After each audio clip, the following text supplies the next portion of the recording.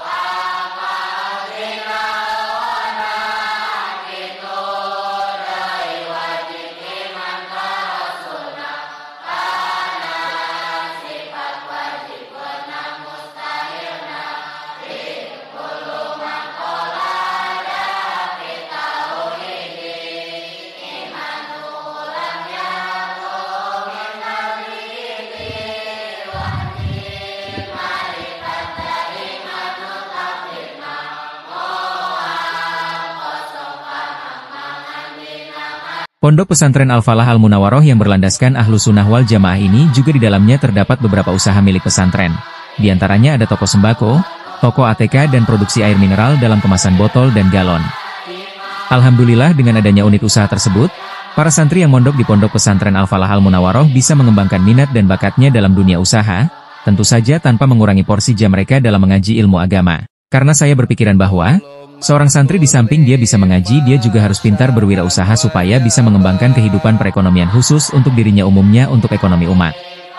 Selanjutnya, saya berharap dengan adanya program inkubasi bisnis pesantren dari Kementerian Agama Republik Indonesia ini bisa membantu usaha pesantren dalam mengembangkan bisnis pesantren sehingga para santri dan lembaga pondok pesantren bisa lebih giat dan gigih dalam menciptakan perekonomian umat yang lebih baik lagi.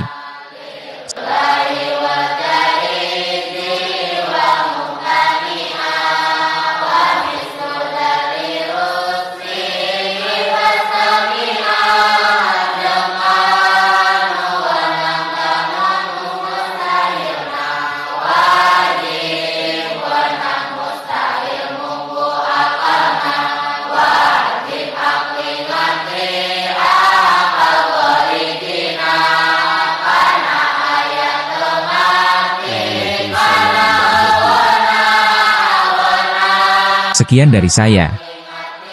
Wallahul muwaffiq ila aqwamit thoriq. Wassalamualaikum warahmatullahi wabarakatuh.